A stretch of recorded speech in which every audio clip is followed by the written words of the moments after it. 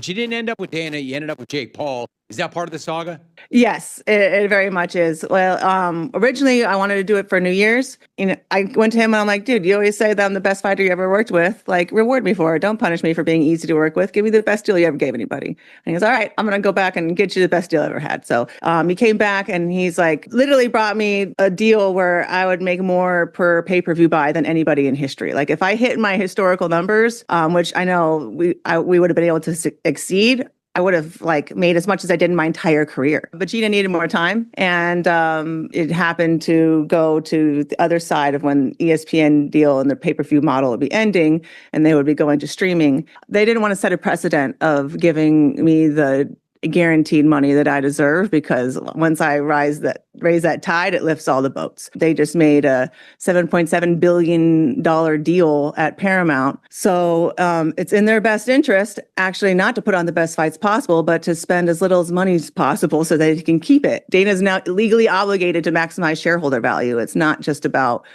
proving the concept of fighting and putting on the best fights possible and proving that this is a sport to be taken seriously. Now that they've sold the company, it's kind of out of Dana's hands, unfortunately, and now it's falling onto Hunter Campbell and UFC Corp, where they don't care about putting on the best fights possible. They care about putting on the most cost-effective fights possible. So it no longer made sense for me to go over there, because they didn't want to pay us the money that we deserve, because then for the rest of the time of the deal, they're going to have to pay everybody else more. And so then I decided to look elsewhere.